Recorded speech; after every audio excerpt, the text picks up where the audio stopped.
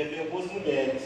E diz o texto bíblico que o Senhor abriu o coração de Lídia para que ela entendesse as palavras que Paulo pregava.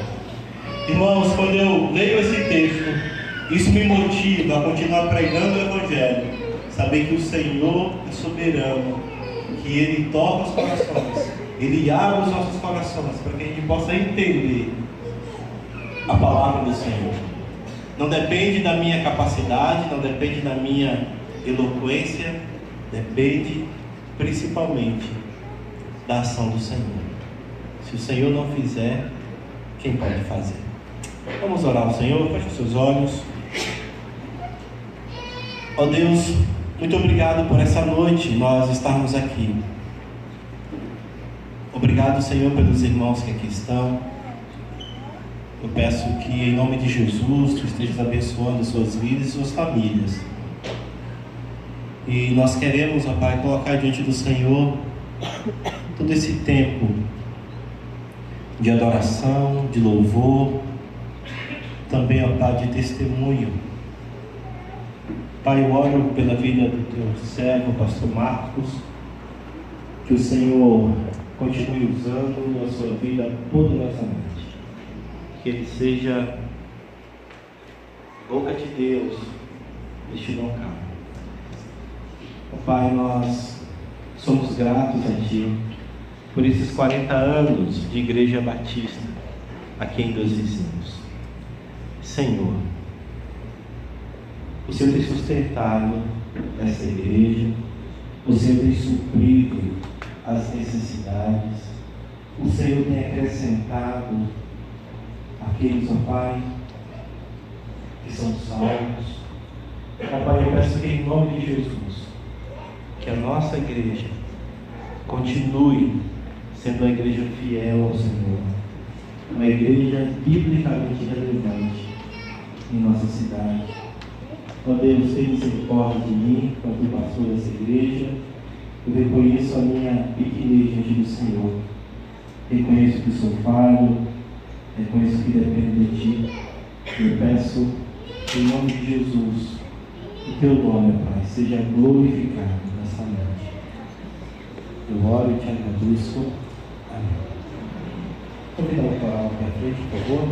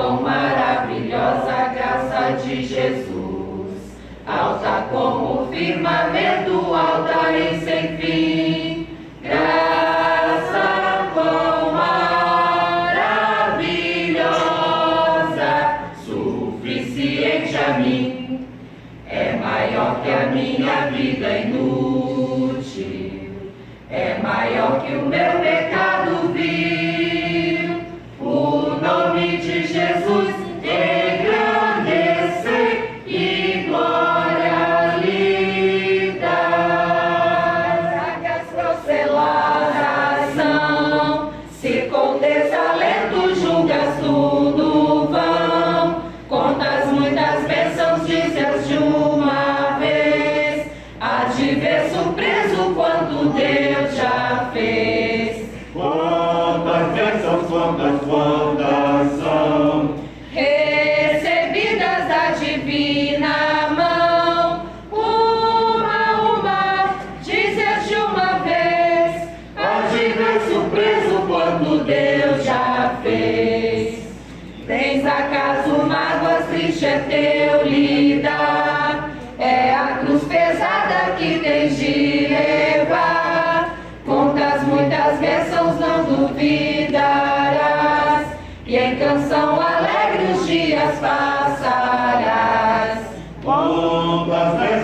contas quantas são, recebidas da divina mão. Uma, dizes de uma vez, pode ver surpreso quanto Deus já fez. Quando vires outros com seu ouro e bens, lembra que tesouros prometidos tens. Nunca os bens da terra poderão comprar a mansão celeste em que tu vais morar. quantas bênçãos, quantas são, Recebidas da divina mão. Uma, dizes de uma vez, há de ver surpreso quanto Deus já fez. Seja teu conflito fraco ou forte cá, não te desanimes, Deus consigo está. Seu divino auxílio minorando o mal, te dará consolo e paz celestial.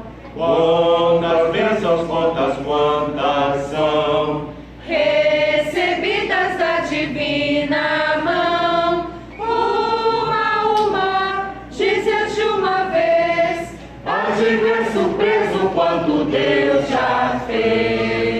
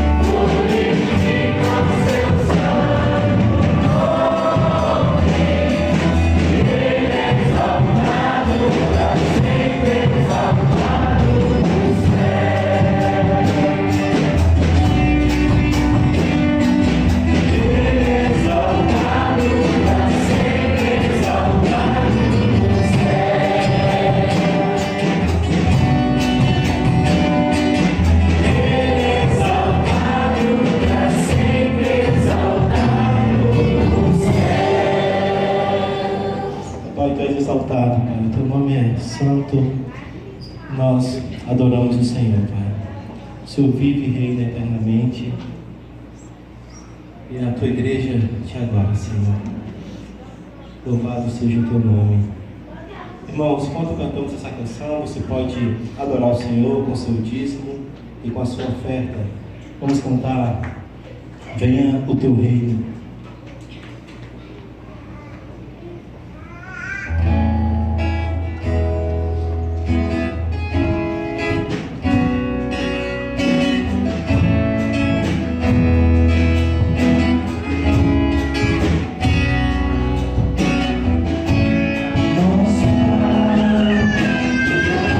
Seja contigo, Santo, venha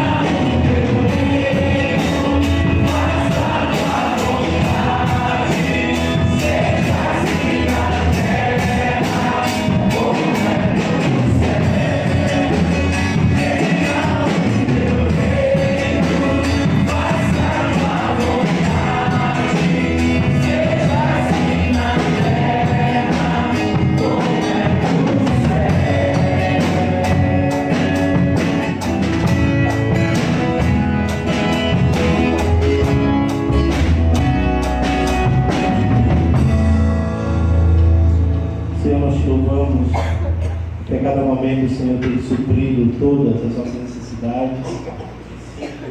A 87. E agora a Valéria vai compartilhar conosco o segundo tempo, de 95 a 2006, né? Irmãos, eu acho que já tiramos 3.000 fotos. Então, eu sinto privilegiado de estar aqui e contar um pouco da nossa história.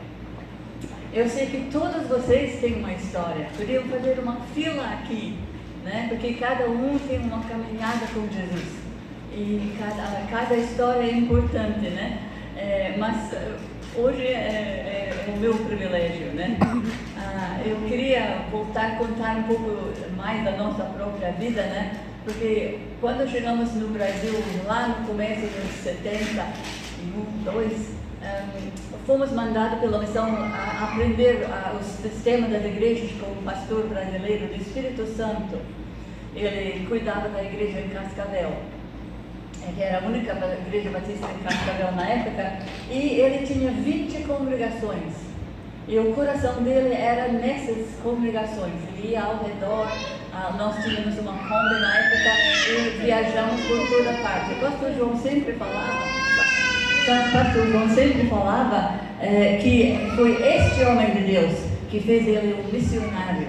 E o espírito do John era sempre para missões e para ir buscando e procurando lá, né, na frente, né? Mas eu parei anteontem, né, falando que fomos embora daqui para São Paulo, cuidar dos filhos dos missionários.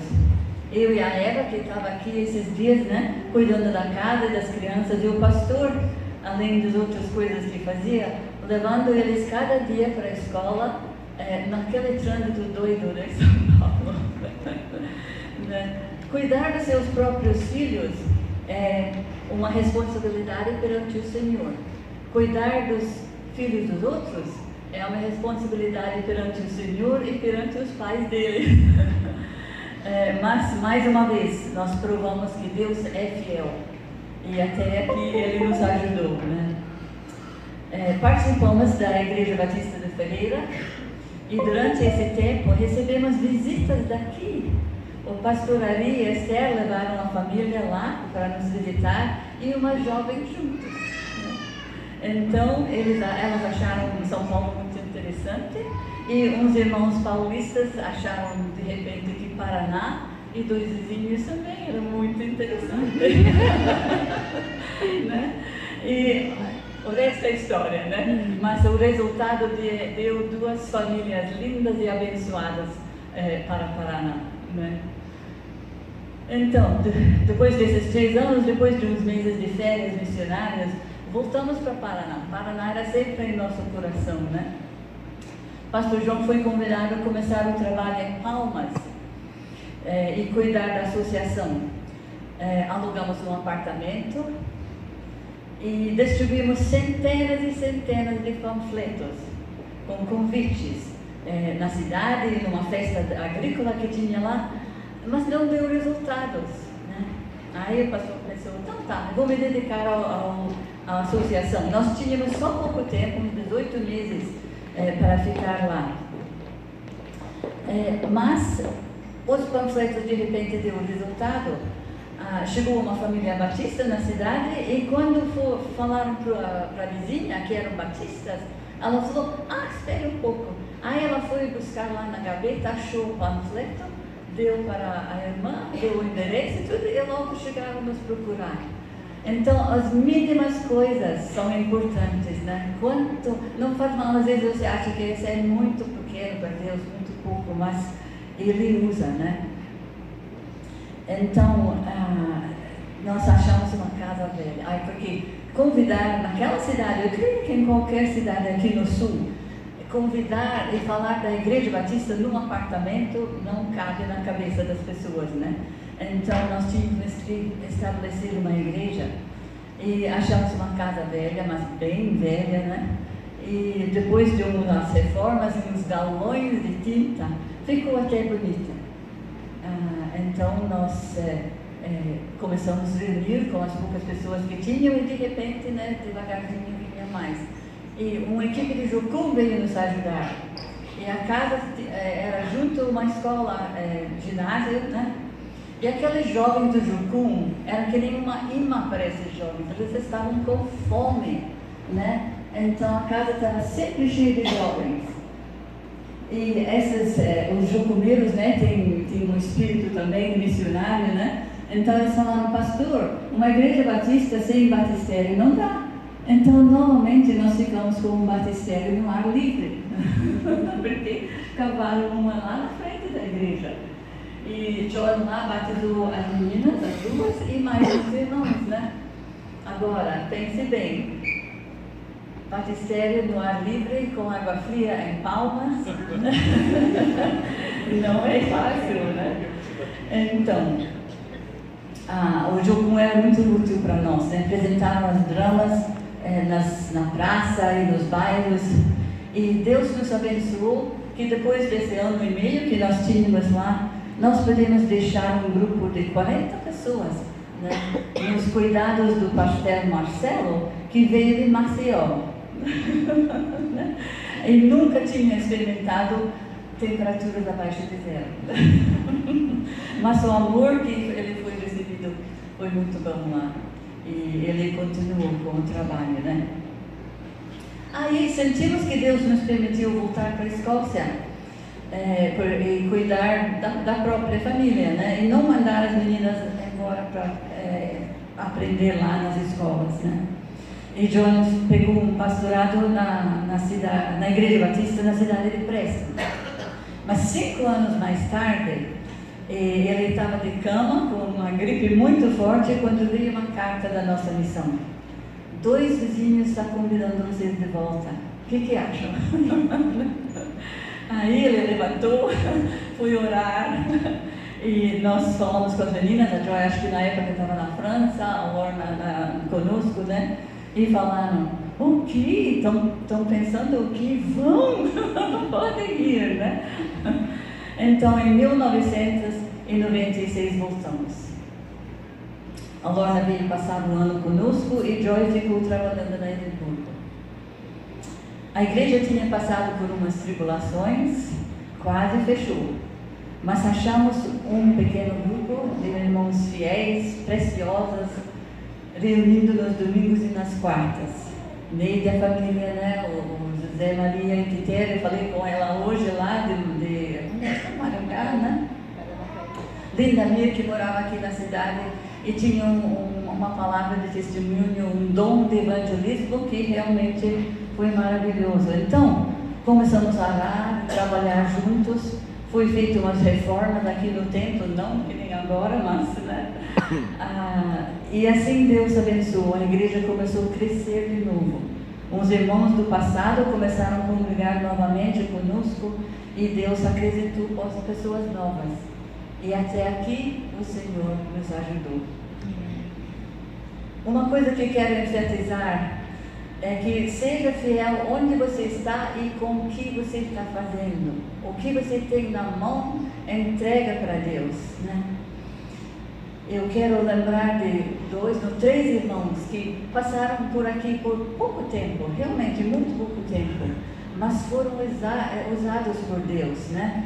Um trabalhava no Banco do Brasil, bem nos comercinhos, a primeira vez, né? E ele conhecia a irmã Erenita lá. Ele vinha, pastor, tem uma família que o senhor tem que visitar, né? E insistindo várias vezes. No fim, o pastor foi, visitou a família e vieram a confiar em Jesus. E tem a família inteira, né, ainda seguindo Jesus. O irmão chamado Adilson veio aqui visitar parentes, familiares, né, de vez em quando. Se envolveu com os nossos jovens, ajudou com a música e abençoou a obra. Outro irmão, que também chamava Adilson, trabalhou numa escola de informática em inglês, onde trabalhavam a Franciela e a Beloni, que a Belo já foi embora, né? E a Elis, né? Então ele pediu oração, falou, pastor, eu tenho no meu coração que eu preciso levar o violão e tocar na hora do almoço lá na escola. Aí nós oramos, ele foi, levou o violão e apresentou Jesus para essas pessoas e salvou almas pela graça de Deus, né? Então, onde você está, com o que você tem, usa para Jesus, entrega para Jesus, né? Esta vez, Deus nos permitiu ficar por 10 anos.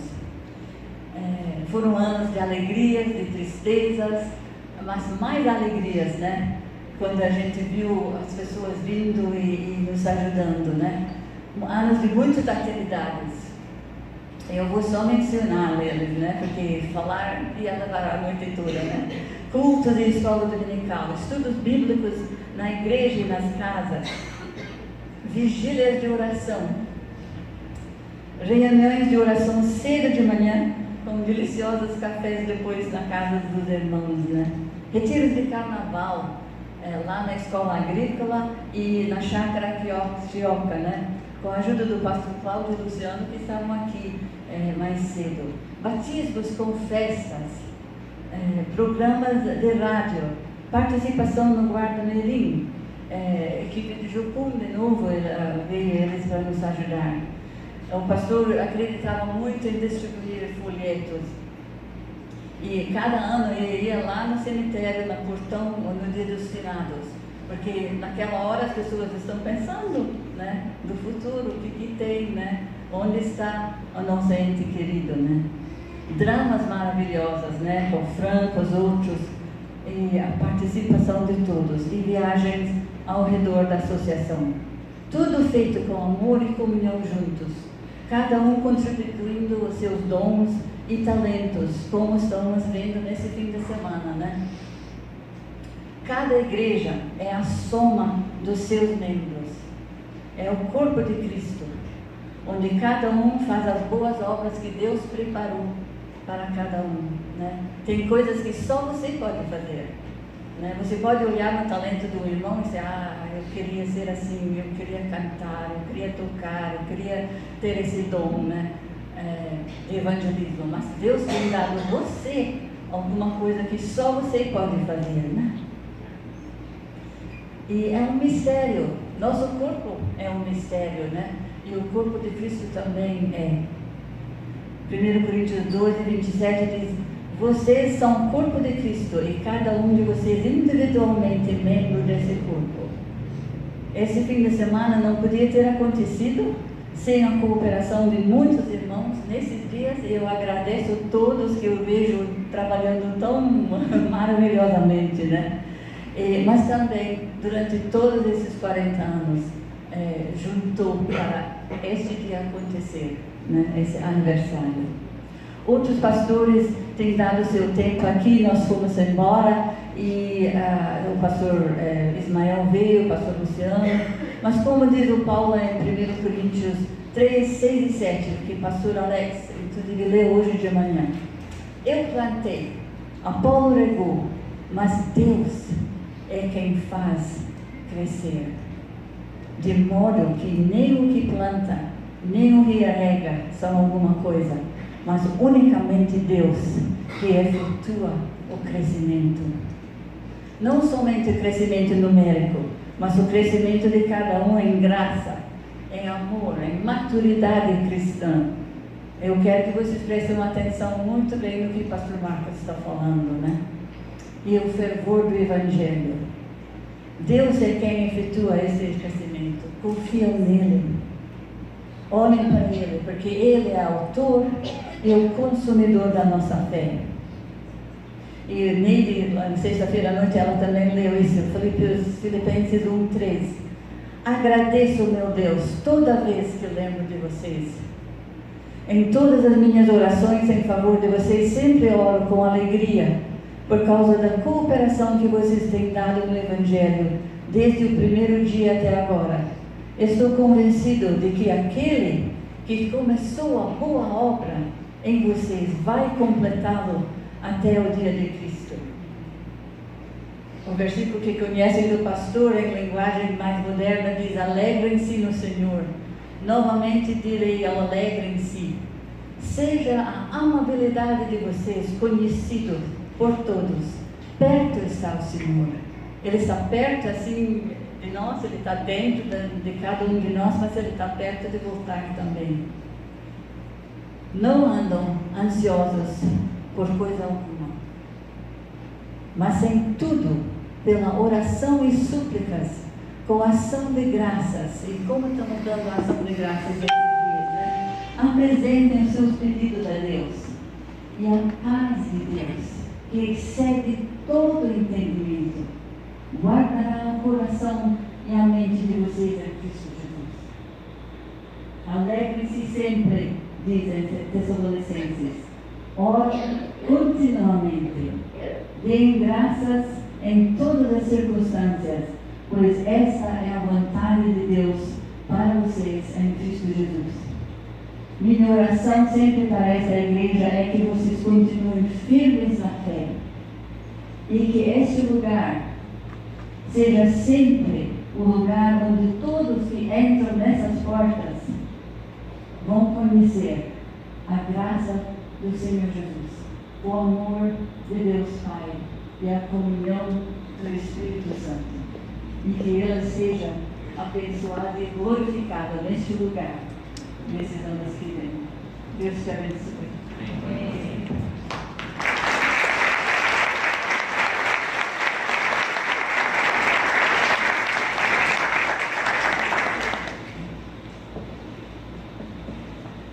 Que bênção, irmãos.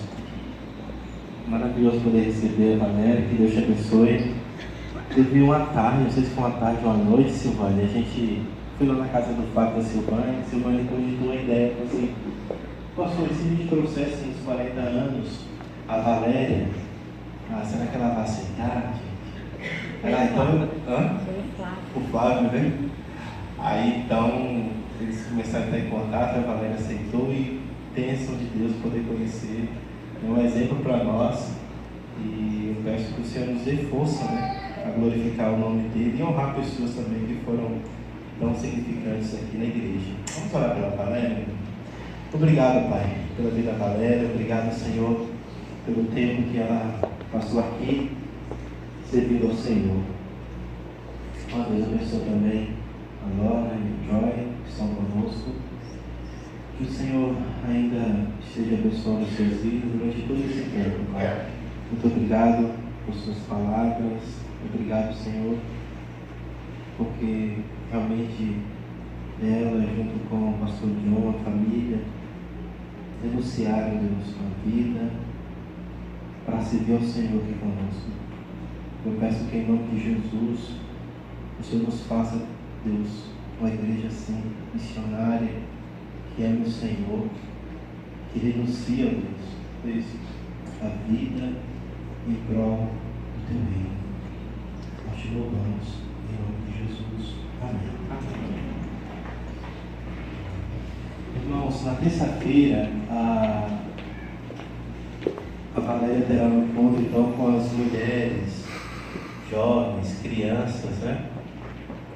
Terça-feira aqui na igreja, que horas?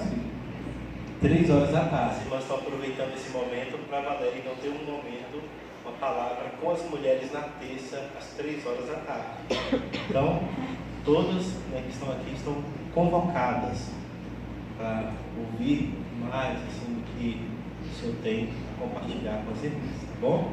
Pastor Marcos, por favor. Pastor Marcos, fique à vontade, que Deus te abençoe. Muito obrigado aí por esses dias, para mim tem sido muito precioso.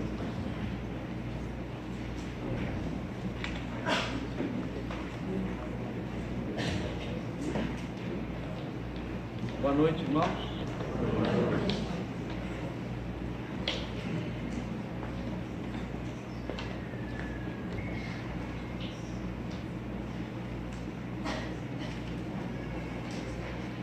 Hoje é a minha despedida de vocês.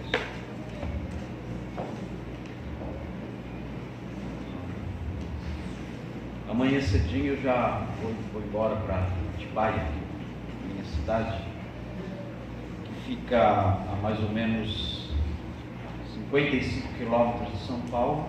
Eu moro em Atibaia, mas minha igreja é em São Paulo. E eu sei que vocês, por morarem numa cidade pequena, às vezes dizer que alguém leva 1 hora para chegar na igreja pode assustar aqueles que não estão acostumados, mas na nossa igreja é comum isso acontecer. Então eu demoro para chegar na minha igreja mais ou menos 50 minutos, e isso já há muito tempo que eu faço isso. E há pessoas na minha igreja que demoram 1h30 para chegar, moram em bairros distantes de São Paulo e moram na mesma cidade, moram em São Paulo. Demoram 1h30 para ir na igreja e vão de manhã e à noite. Dá um total de 1h30 para ir, 1h30 para voltar, 3 horas, 6 horas de viagem no domingo para ir à igreja 2 vezes. E estão lá. Amanhã eu vou para a minha casa, que fica a mais ou menos essa distância de São Paulo. Não se assustem, já estou acostumado já com essa distância da igreja já há muito tempo. Mas foi um prazer estar com vocês aqui, muito bom conhecer esta igreja que eu não conhecia ainda, também a região que eu não conhecia, o sudoeste do Paraná.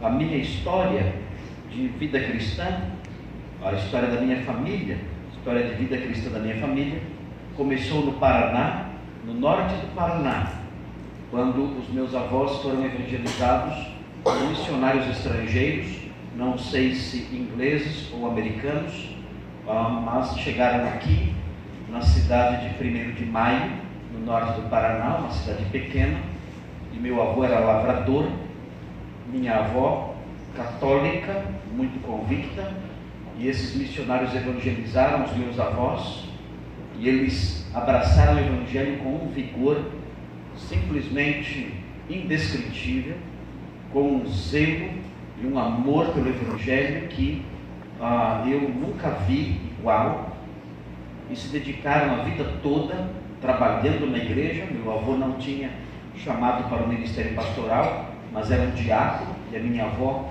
era líder das senhoras, e trabalharam muito na igreja batista de Vila Prudente, depois de Parque São Lucas. Minha mãe se converteu na adolescência, eu também depois me converti na adolescência também, na pré-adolescência, e assim a nossa história, da nossa família, a história de vida cristã, começou aqui no estado de vocês, pela conversão dos meus avós. Então eu sou a 3ª geração de batistas da nossa família, 3ª geração de batistas. Então agradeço a Deus pelo trabalho de missionários estrangeiros nesse estado glorioso, o estado do Paraná.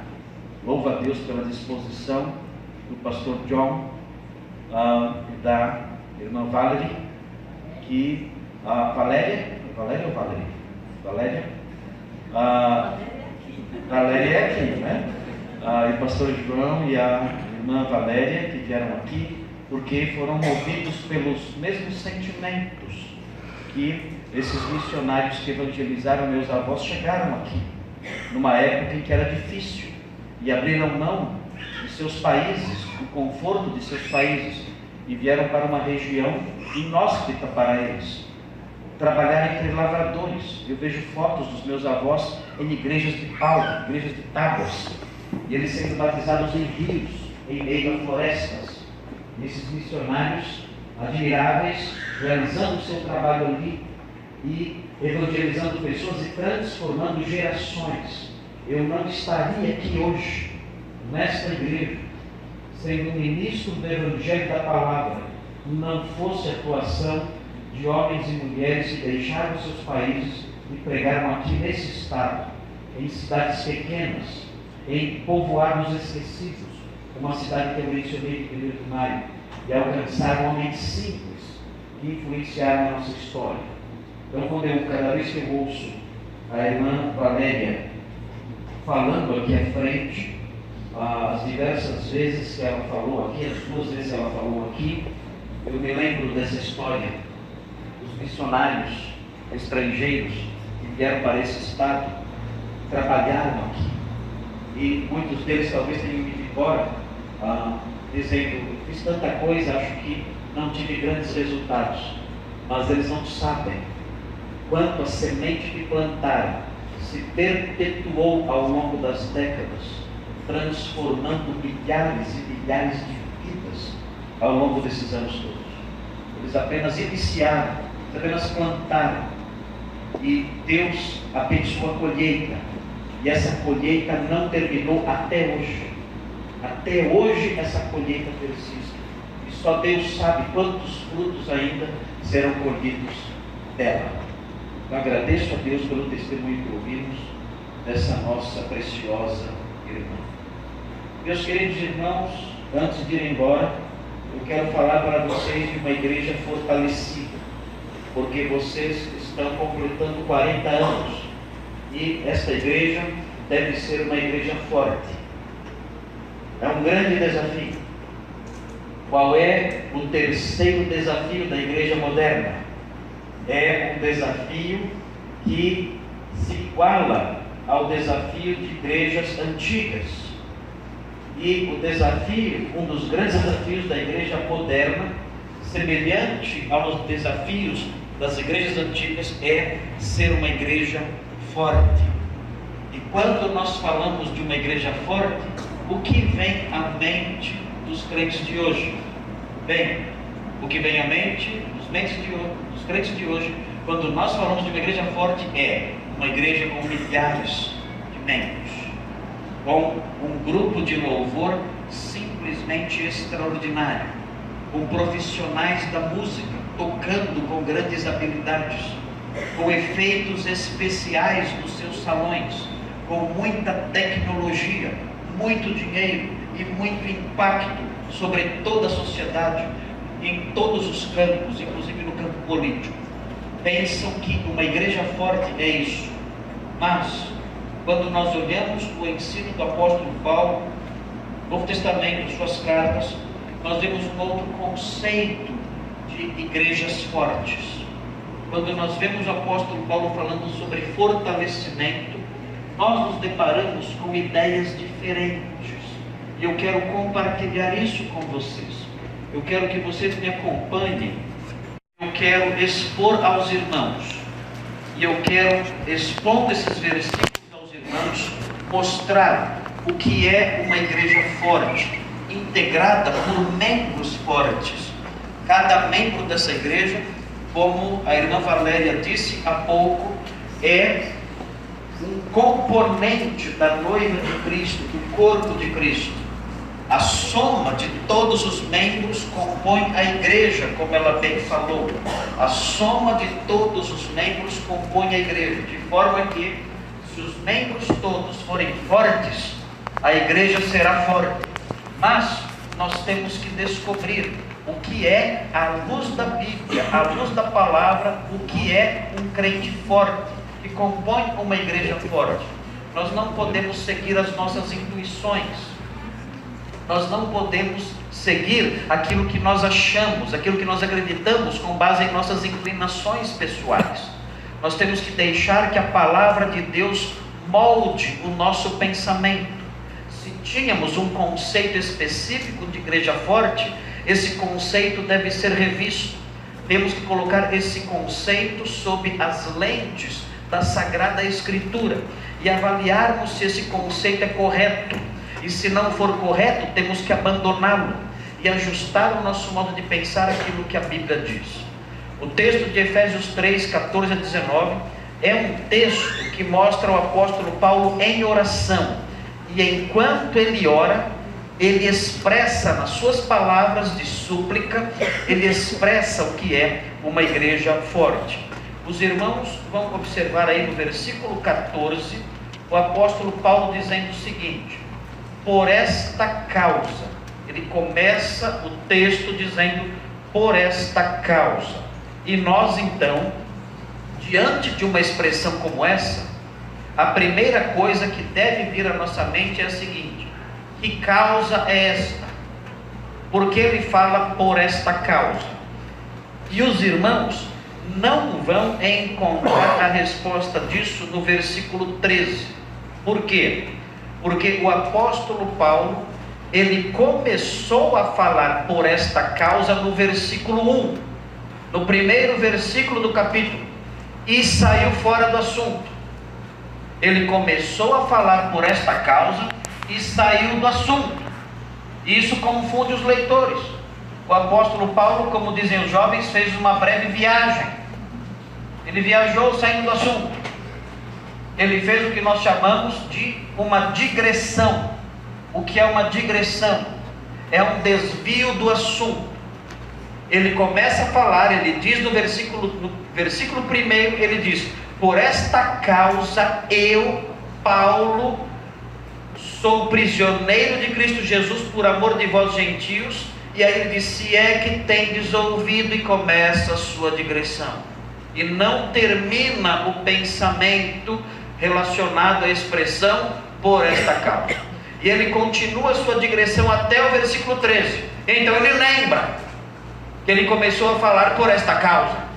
Ele diz de novo: por esta causa. E temos que lembrar que causa é esta. Então temos que pular todo o começo, toda a digressão.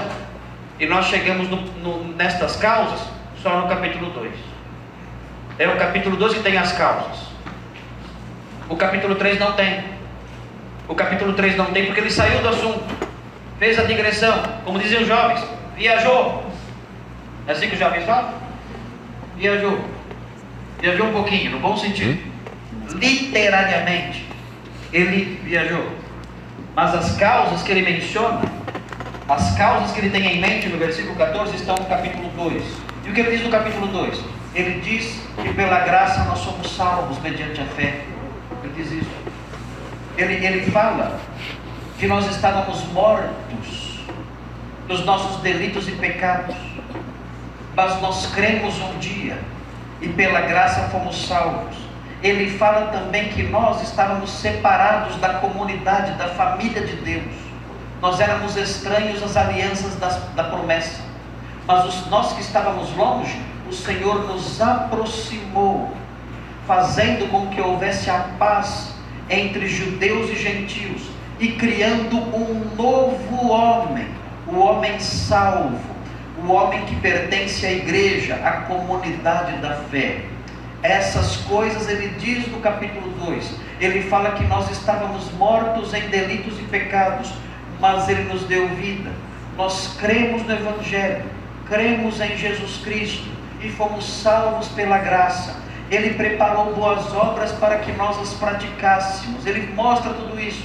Ele nos aproximou, criando um novo povo. Nós não somos mais gentios, nós não somos mais judeus, nós somos um novo homem, uma nova etnia, entre aspas. É um terceiro tipo de ser humano, é o homem redimido. Ele diz tudo isso, e então em face disso, ele diz: por esta causa.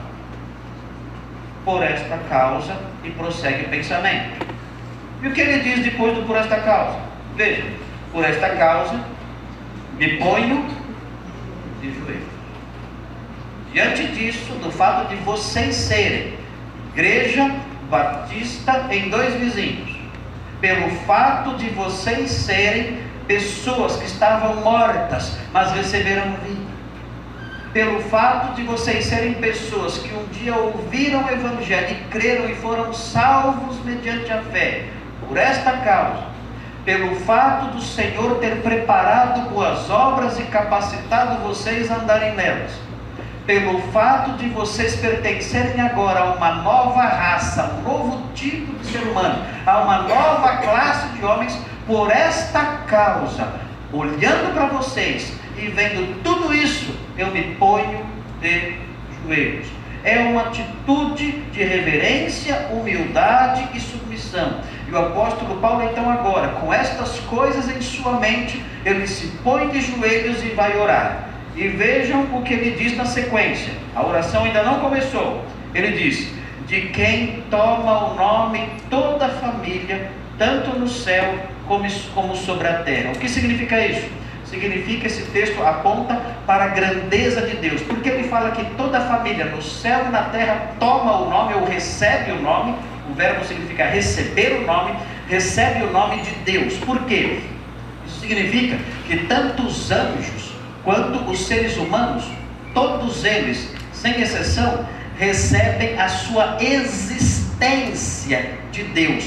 e estão debaixo da autoridade dele. Na Bíblia, quando alguém dá nome a outra pessoa, isso mostra autoridade. Na Bíblia, quando Deus diz, ele chama alguém de tal nome, ele muda o nome de alguém, ele altera o nome de uma pessoa, ele mostra com isso a autoridade, não somente autoridade, mas também função, também algo que a pessoa deve realizar. O que nós aprendemos nesse versículo 15 é que Deus é Senhor de todos os seres humanos, Ele é soberano sobre todos os seres humanos, soberano sobre todos os anjos, Ele tem autoridade sobre tudo, Ele dá sentido à existência de cada um e fornece um papel para cada um. Paulo diz, eu pensando na igreja que foi redimida pela fé, na igreja que é um novo tipo de gente, um novo tipo de povo, eu pensando neles, eu me coloco de joelhos diante daquele que é Senhor de todas as coisas. E ele diz no versículo 16, aqui ele já começa a apontar para a sua oração. Ele diz, para quê? Veja o motivo da oração. Para que, segundo a riqueza da sua glória, ou segundo a sua glória rica, ou segundo a sua riqueza gloriosa, Ele vos conceda que sejais fortalecidos com poder. Qual é o pedido de oração presentemente? Ele quer que os crentes sejam fortalecidos. E o que significa ser fortalecido com poder? Ele explica isso na sequência. Ele diz que ele quer que os crentes sejam fortalecidos com poder mediante o seu espírito. Notem bem, a igreja moderna não está compreendendo qual é a atividade, qual é o papel do Espírito Santo dentro dela. Nós temos visto ensinos e expressões e manifestações estranhas sendo relacionadas ao Espírito Santo. Se alguém cai no chão e começa a gemer como um animal, e a latir, e a urrar, e a agir de maneira bizarra, os crentes, os evangélicos dizem, essa pessoa está sendo alvo da ação do Espírito Santo. Se um outro aparece e começa a pronunciar sílabas desconexas, sem o menor sentido, bala, bala, bala, bala, bala, alguém diz, essa pessoa está sendo dominada pelo Espírito Santo. Eu ouvi falar de pregadores que dizem que quando o Espírito Santo toma alguém, a pessoa começa a agir como bêbado, começa a cambalear como bêbado, porque quando o Espírito Santo desceu em Pentecostes, no capítulo 2 de Atos, os inimigos de Deus disseram, esses homens estão embriagados. Então concluíram o seguinte, quando alguém é tomado pelo Espírito Santo, age como embriagado. Então várias pessoas começam a agir como bêbados na igreja, andando aos tropeções, aos trambolhões. Outros dizem que se o Espírito Santo toma alguém, essa pessoa começa a dar risada sem parar, e gargalhada sem parar, ela perde o controle, não para de dar gargalhadas. E os evangélicos acreditam nisso, nesses mitos, nessas bobagens, nessas bizarrices todas. E muitas igrejas são piores do que hospícios. Eu já fui em igrejas, pregar em igrejas, eu tive que parar a pregação e dizer, ou vocês ficam quietos, ou eu vou embora agora, porque é impossível falar com vocês. São como um bando de alucinados. E pessoas se levantaram rodopiando como doidos e dizendo, isso é o transbordar do Espírito Santo. Na verdade era falta talvez chamar a polícia e dar um couro nessa gente que engana os homens, engana as pessoas com o objetivo de arrancar dinheiro delas. Aqui, num texto como esse, nós aprendemos que o Espírito Santo tem uma atuação específica. O texto diz que ele vos conceda que sejais fortalecidos com poder, mediante o seu Espírito, no homem interior. Esse texto ensina que uma das funções centrais do Espírito Santo na vida do indivíduo, uma função central do Espírito Santo na sua igreja, é o fortalecimento de cada pessoa no seu coração. Nós precisamos dessa força, nós precisamos de vigor para prosseguir. Se nós quisermos ser uma igreja forte, nós precisamos experimentar a realidade de cada indivíduo ser fortalecido dentro do seu coração pelo Espírito Santo. E é isso que o Espírito Santo faz. Nós não precisamos de manifestações bizarras, nós não precisamos de pessoas dando gargalhadas, nós não precisamos de línguas de anjos falsas, nós não precisamos de pessoas rolando no chão como animais, latindo, ivando e berrando. Nós não precisamos disso. O Espírito Santo não faz isso, nada disso ele faz. O Espírito Santo, quando o apóstolo Paulo pensou na igreja e nas grandes maravilhas que a igreja experimenta pela ação de Deus, ele orou por ela, pedindo uma coisa só, pedindo que essa igreja fosse fortalecida, pedindo que cada irmão fosse fortalecido no seu interior, que as suas emoções, a sua vontade, a sua consciência, o seu impulso moral fosse fortalecido pelo próprio Deus. Nós precisamos de fortalecimento para enfrentar as tristezas e as preocupações da vida. Muitos irmãos dizem: eu preciso ser forte para enfrentar esse problema, eu preciso ser forte para enfrentar essa enfermidade, eu preciso ser forte para enfrentar essa crise. Mas o apóstolo Paulo vai além disso. Ele fala que nós devemos ser fortes, fortalecidos no coração pelo próprio Espírito Santo, para que as nossas emoções sejam maduras, para que a nossa vontade seja madura, para que a nossa consciência seja boa, para que o nosso impulso moral seja forte, seja bom. É esse tipo de fortalecimento que ele pede à igreja, que a igreja tenha essas coisas. E ele diz no versículo 17, no comecinho: e assim habite Cristo no vosso coração pela fé. E aqui então nós pensamos assim: mas Cristo já não habita no nosso coração desde o dia em que nós cremos? Por que o apóstolo Paulo pede para que Cristo habite no nosso coração, se ele já habita no coração de todo crente? O apóstolo Paulo diz em Romanos que se alguém não tem o Espírito de Cristo, esse tal não é dele. Então por que ele pede aqui para que Cristo habite no coração dos crentes, se Cristo já habita? É muito simples. O apóstolo Paulo fala aqui que ele ora para que a habitação de Cristo no nosso coração seja uma habitação atuante, sentida, fortalecedora. Nós precisamos disso para viver a vida cristã. Nós precisamos disso para dar bom testemunho. Nós precisamos disso para enfrentar os desafios da igreja contemporânea. Se nós não tivermos esse fortalecimento, as lições que eu compartilhei com vocês nas 2 palestras anteriores não poderão ser experimentadas, não poderão ser vivenciadas. Eu disse para vocês na primeira palestra que nós devemos ser os soldados da compaixão.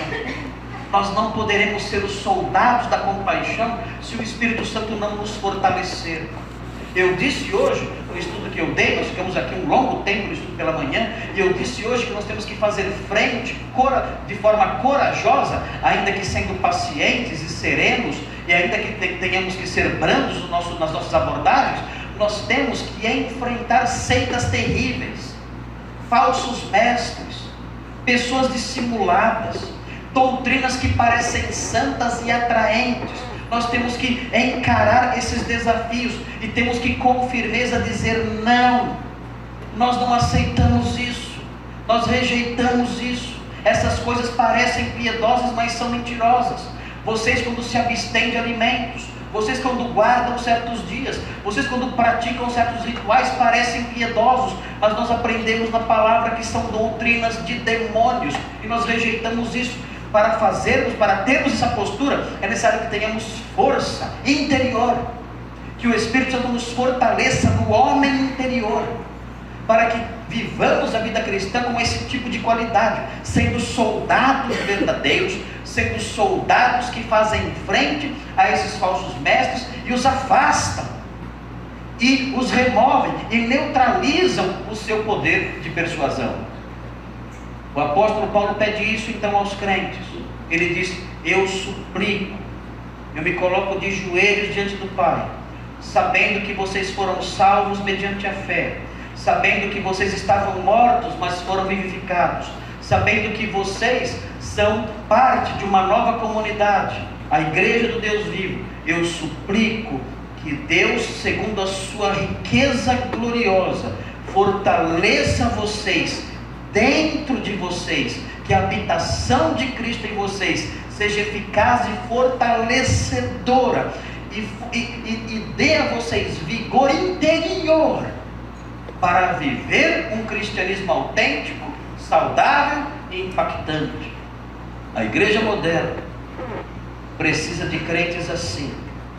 Mas veja, quando nós seguimos na leitura, nós encontramos os 3 resultados desse fortalecimento.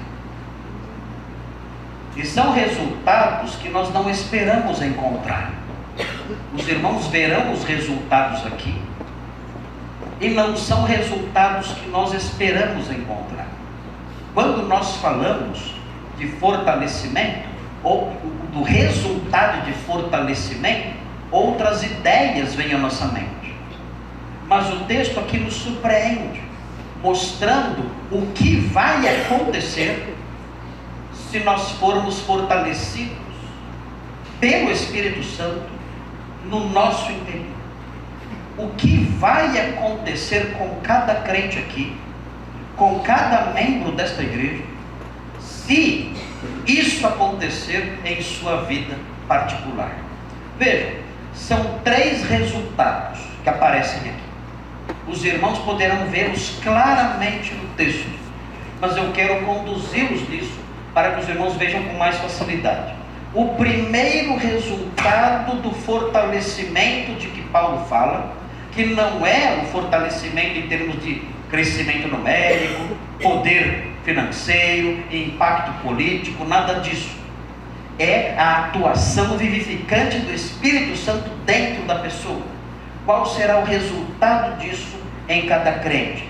O texto diz no versículo 17, no final do versículo 17, ele diz: e assim habite Cristo no vosso coração pela fé, e ele diz: estando vós arraigados e alicerçados em amor. O que isso significa? Se vocês forem fortalecidos no interior, vocês estarão arraigados e alicerçados no amor. É uma linguagem que evoca 2 figuras. A primeira delas, estando vós arraigados, é uma figura do campo agrícola. Vocês serão como árvores, com raízes bem firmadas. A segunda palavra, e alicerçados, é uma palavra do campo da construção civil. Vocês serão como casas, casas bem alicerçadas. Se o Espírito Santo fortalecer o coração de vocês, se o Espírito Santo fortalecer vocês no interior, vocês serão como árvores e vocês serão como casas. Vocês serão como árvores bem arraigadas, com raízes profundas, e vocês serão como casas, com alicerces fortes. Agora notem bem, onde estarão firmadas essas raízes e onde estarão construídos esses alicerces? Veja o texto. Onde? Olha o texto.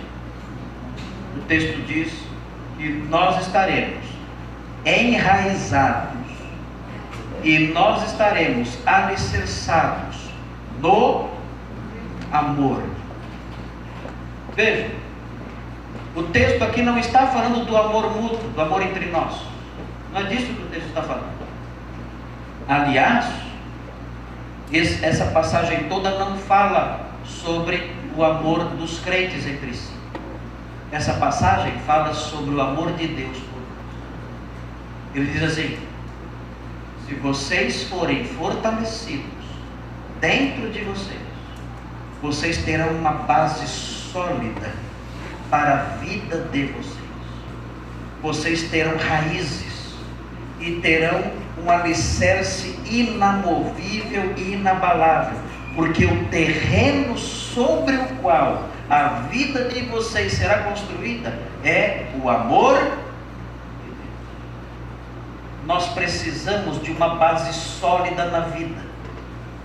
As pessoas entram em desespero porque não têm uma base sólida na vida. Os jovens procuram uma base sólida na vida. Eles pensam: eu preciso me casar, e eu me casando, então eu vou construir uma base sólida na minha vida e terei segurança e felicidade. Os jovens pensam assim: eu tenho que encontrar a minha outra metade, e eu devo então me envolver com essa pessoa e construir então uma base para uma vida segura e tranquila com essa pessoa. E então sim, eu encontrarei tranquilidade, serenidade e forças na minha vida, porque eu terei então esse terreno sólido, que será o meu casamento, que será esse meu envolvimento. Eu ainda vou alcançar isso. As pessoas casadas, as pessoas que estão já caminhando há mais tempo na vida, dizem: eu preciso de uma base sólida na vida, eu preciso de uma base financeira mais sólida. Então sim, eu me sentirei seguro e feliz. Então sim, eu poderei caminhar com mais vigor nesta vida, tendo essa base para a minha vida, uma base financeira para a minha vida. Se eu tiver algum problema então de saúde, eu terei ali uma base, um socorro, eu terei raízes bem profundas, estabelecidas nessa base financeira. Eu tenho que ter um bom emprego. Se eu tiver um bom emprego, se eu tiver uma formação muito boa, eu poderei construir a minha vida sobre esse alicerce e me sentir seguro e em paz. E então eu serei respeitado. Não precisarei buscar significado, não precisarei buscar segurança, porque terei segurança nessas coisas, no meu casamento, no meu trabalho, nos meus recursos, em todas essas coisas que eu vou conquistar. Essa será a base, o esteio da minha vida. As pessoas pensam assim. Mas não que essas coisas sejam erradas. O jovem pode procurar uma esposa se quiser ter filho. Pode procurar um bom trabalho também, se melhorar na vida, não tem problema. O grande problema é fazer disso a base da sua vida, a razão pela qual você existe e o alicerce da sua felicidade. O apóstolo Paulo está dizendo o seguinte: se vocês forem fortalecidos no coração de vocês pelo Espírito Santo, vocês terão uma outra base na vida. E essa base se chama o amor de Deus por vocês, pelo Espírito Santo. Quando alguém é fortalecido no seu interior pelo Espírito Santo, a pessoa não sai rolando pelo chão, não sai gritando como um bicho, não sai pulando como um carnavalesco ensandecido, não sai agindo como um animal selvagem na floresta. Quando alguém é fortalecido no seu interior pelo Espírito Santo, essa pessoa passa a ter uma percepção diferente do amor de Deus. E ela constrói a sua vida, a base da sua vida. Ela tem a sua segurança, a sua paz e o seu significado enraizados num terreno sólido chamado amor. Eu prossigo, eu perco coisas, eu sofro e padeço, eu enfrento dificuldades, eu enfrento reveses, mas eu sigo em frente, porque Jesus me ama. Ele me ama e a minha vida está fundamentada no amor dele por mim. Por isso eu posso prosseguir. Eu sou um crente forte. E se cada crente for assim, teremos uma igreja forte. Mas veja a sequência. Veja a sequência, veja o que acontece agora. Diz assim o texto. Diz assim: estando vós arraigados e alicerçados em amor, diz, E aí chega o 18. A fim de poderdes compreender com todos os santos qual é a largura e o comprimento e a altura e a profundidade, e conhecer o amor de Cristo, que excede todo entendimento. Há uma incoerência aqui. Você consegue ver a incoerência presente aqui? Veja o que ele diz: a fim de poderes compreender. E no versículo 19, ele fala: e conhecer o amor de Cristo, que excede todo entendimento. Como é que eu posso compreender o que é incompreensível? Ele diz: eu oro para que, sendo fortalecidos no coração, vocês possam compreender o que é incompreensível. Agora notem bem, a linguagem que o apóstolo Paulo usa aqui é uma linguagem que não foi resguardada pelo tradutor da Bíblia para o português.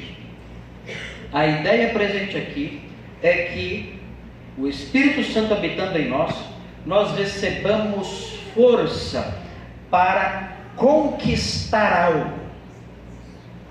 É uma expressão usada para a conquista de cidades. Nós receberemos a força de um grande conquistador. Conquistar uma cidade não é fácil. Conquistar uma cidade é difícil. Hoje eu conheci a cidade de vocês. O irmão Adir me levou a passear e me levou nos 4 cantos da cidade. Passei bastante. Conheci toda a cidade. Norte, sul, leste e oeste. É uma cidade linda. Quem dera São Paulo fosse assim. Só vi lugares bonitos. Ele falou assim: aqui é o lugar mais feio. Eu falei: mas aqui é o lugar mais bonito que eu estou vendo. É lindo esse lugar. Mas aqui é o lugar mais feio da cidade.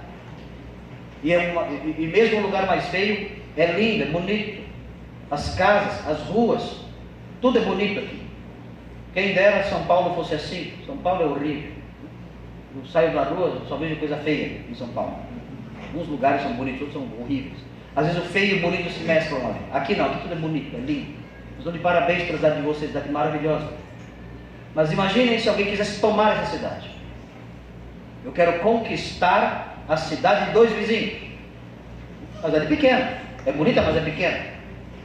Para conquistar uma cidade é necessário força, é necessário um grande exército, é necessário ter um preparo militar bastante aguçado, enorme, para eu poder cercar essa cidade, e invadi-la.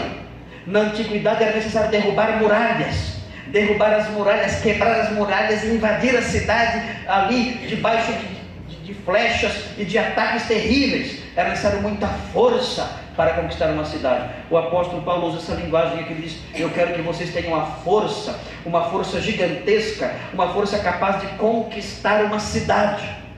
Mas essa força toda, Paulo, para quê? Para que tanta força? Eu quero que vocês tenham essa força toda para compreender o tamanho do amor de Jesus por vocês. Esse amor de Jesus por vocês é tão grande, tão grande, tão grande, que para compreender as dimensões desse amor é necessário ter a força de um grande general, de um grande conquistador. Para entenderem o tamanho do amor de Jesus por vocês, é necessário que vocês sejam fortes. Esse amor, ele tem uma largura, um comprimento, uma altura e uma profundidade. Mas essas coisas todas excedem o nosso entendimento. Eu oro para que vocês sejam fortes ao ponto de compreender algo que não dá para entender. É isso que o Espírito Santo faz. Se o Espírito Santo fortalecer vocês no interior, vocês serão capazes de compreender um amor incompreensível. Esse é o resultado. Esse é o resultado da ação do Espírito Santo na pessoa. O resultado não é gritar, pular e contorcer o rosto, não. Nós vamos por aí. Quando o Espírito Santo atua e fortalece alguém, essa pessoa passa a compreender o incompreensível. Ela passa a compreender o quanto o Senhor a ama. as dimensões imensuráveis do amor de Jesus por ela. E a pessoa que é assim, a pessoa que descobre o quanto Jesus a ama, ela não precisa mais lutar e sofrer pelo respeito e pelo aplauso dos homens. Uma igreja assim não precisa mais trabalhar para ser aceita pelo mundo lá fora. Não precisa mais. Uma igreja assim não tem que se preocupar em ser aprovada pelo mundo lá fora, em ser admirada pelo mundo lá fora. Não, ela não precisa do amor do mundo lá fora. Não, nada disso. Ela sabe, Jesus me ama tanto, tanto, tanto, que para compreender a dimensão desse amor, foi necessário que eu recebesse força, a força de um grande general, de um grande conquistador.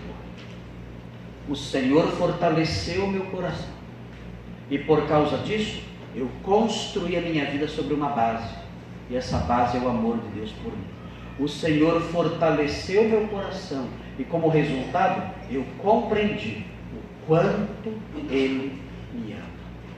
E finalmente, quando nós chegamos no finalzinho desse trecho, nós descobrimos um terceiro resultado do fortalecimento do Espírito Santo no interior do crente. Versículo 19 diz assim: para que sejais tomados de toda a plenitude de Deus.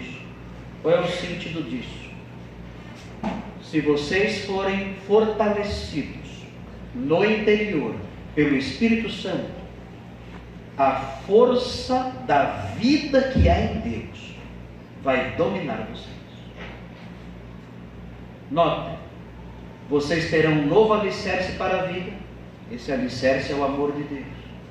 Terão a vida construída sobre o amor de Deus, não sobre outras coisas, mas sobre o amor dele por vocês.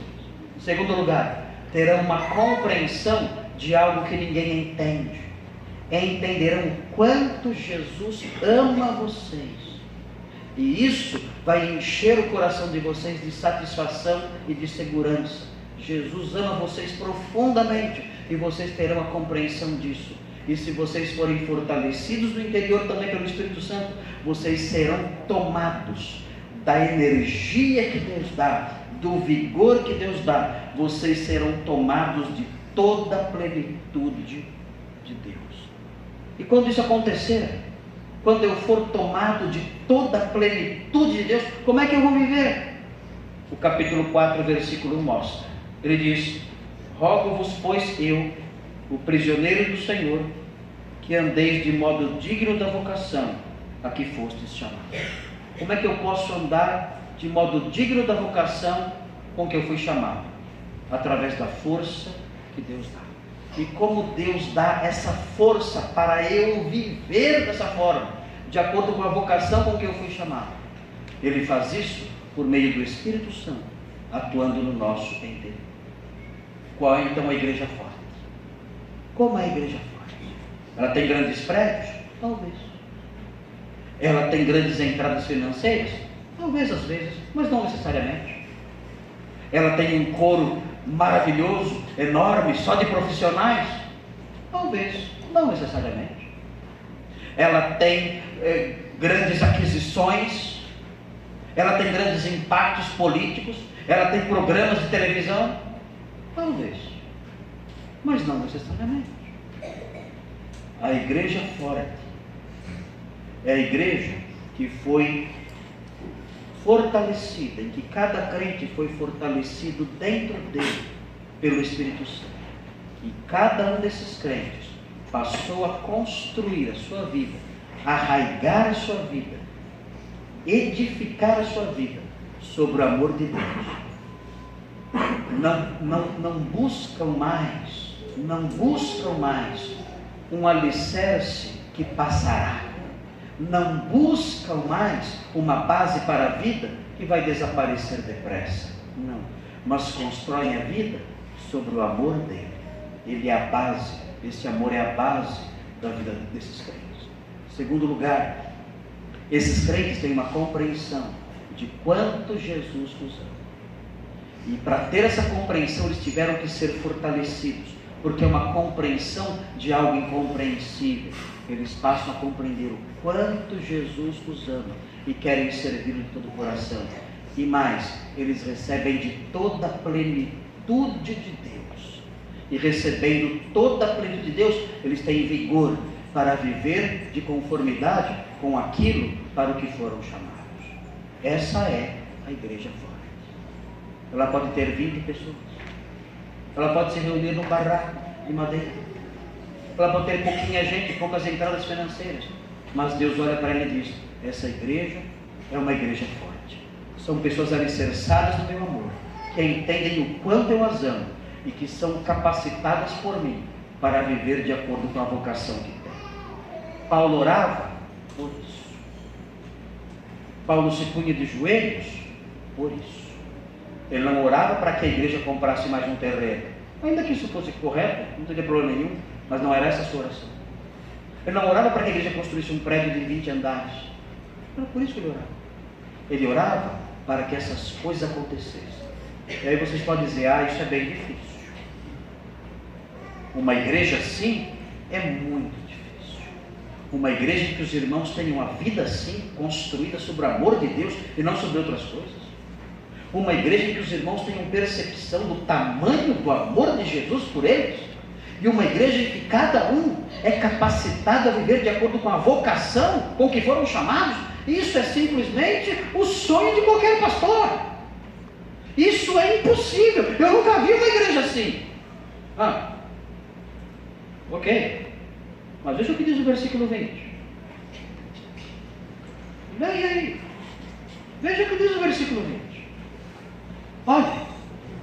Ora, aquele que é poderoso para fazer infinitamente mais do que tudo quanto pedimos ou pensamos, conforme o seu poder que opera em nós. O Senhor pode fazer isso e muito. O que nós temos que fazer então? Estamos com 40 anos. Estamos com 40 anos. Nós precisamos desse fortalecimento do Espírito no homem interior. Para que cada crente aqui tenha essa base, que é o amor de Deus. Para que cada crente compreenda o tamanho do amor de Jesus por ele. E para que cada crente seja capaz de viver de acordo com a vocação com que foi chamado. Nós precisamos disso. O que fazer? Sabemos que Deus faz muito mais do que pedimos ou pensamos. Qual é a saída para nós? Precisamos disso. Já temos 40 anos. Qual é a saída? Simples. Está no versículo 14. Por esta causa me ponho. Esta é a saída. Esta é a saída. Nós temos que nos colocar de. Chegamos aos 40 anos e temos agora esse grande desafio. Nós temos que nos colocar. Senhor, eu me coloco de joelhos e eu peço que o Senhor abençoe a primeira igreja batista em 2 Vizinhos e que o Senhor faça dessa igreja uma igreja forte, não forte no sentido patrimonial ou financeiro ou político. Eu peço que o Senhor fortaleça cada um no homem interior, para que cada um construa a sua vida sobre as bases do seu amor. E que cada um compreenda o quanto Jesus o ama. E que cada um seja fortalecido para viver de acordo com a vocação com que foi chamado. Eu sei que uma igreja assim é um sonho, mas o Senhor é poderoso para fazer muito mais do que pedimos ou pensamos. Por esta causa, eu me ponho de joelhos. Quero dar um presente para a igreja nesses 40 anos. Coloque-se de joelhos e diga: Senhor, fortalece a sua igreja. Vamos orar. Senhor Deus, a igreja forte não é aquilo que dizem por aí. A igreja forte é integrada por pessoas que têm uma base na vida. Não é uma base financeira, não é uma base profissional, não é uma base acadêmica, não é uma base familiar, ainda que essas coisas não sejam erradas. Mas na igreja forte Os membros dela têm a base da vida, o amor do Senhor a Deus. E por isso prosseguem no viver, com coragem. Ó Senhor, a igreja forte é integrada por homens que conhecem a profundidade e a largura do seu amor. E nós pedimos, ó Deus, que essa igreja forte seja formada mais e mais aqui. A igreja forte é aquela que experimenta da plenitude de Deus e assim vive de acordo com a vocação com que foi chamada. E nós suplicamos, ó Deus, que o Senhor realize nesta igreja essa obra de concessão de força, que o Senhor fortaleça cada um no homem interior, para que essas coisas sejam experimentadas por cada um aqui. E a Igreja Batista em Dois Vizinhos seja sim uma igreja forte, não segundo os padrões do mundo, mas segundo os padrões da sua palavra. Nós chegamos aqui aos 40 anos, precisamos da força que o Espírito dá. Não precisamos de riquezas, de coisas para ostentar, de força política, de nada disso. Mas precisamos dessa força que o apóstolo Paulo menciona. Precisamos disso. E por isso nos colocamos de joelhos, suplicando que o Senhor conceda isso a este povo aqui nesta cidade. Nós suplicamos essas bênçãos desse aniversário. Em nome de Jesus. Amém. Pastor?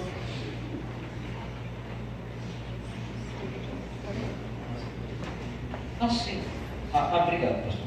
Tinha esquecido aqui. Irmãos, tem alguns livrinhos ainda lá, pouquinhos, os outros acabaram todos. Quem quiser adquirir, tem este aqui. Aquele roxinho que eu falei não tem mais. Aquele sobre o inferno também não tem mais, acabou. Tem alguns desse aqui, acho que deve ter uns 6 ou 7 deste aqui. Fundamentos da Teologia do Novo Testamento.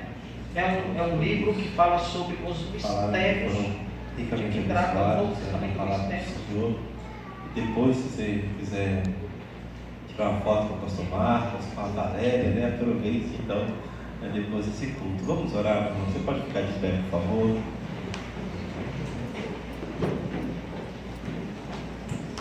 Senhor, muito obrigado, Pai, por essa noite.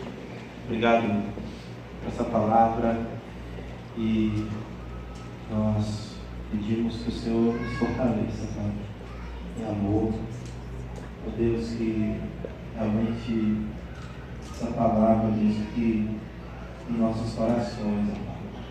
Em nome de Jesus, abençoe os irmãos que estão, aqueles que estão nos visitando. Que o Senhor os abençoe e os conduza. Nós te agradecemos por esses 40 anos de Igreja Batista aqui em Dois Vizinhos. Nós sabemos que o desafio é enorme e nós oramos para que o Senhor nos ajude a permanecermos firmes em Tua palavra. Mesmo em dificuldades, as lutas, ó Deus, como é bom ter a Tua palavra como a nossa única regra de fé e prática, Pai. Que o Senhor nos ajude em nome de Jesus. Amém. Meu irmão, que Deus te abençoe. Não vá embora, se dá um abraço a pelo menos 150 pessoas.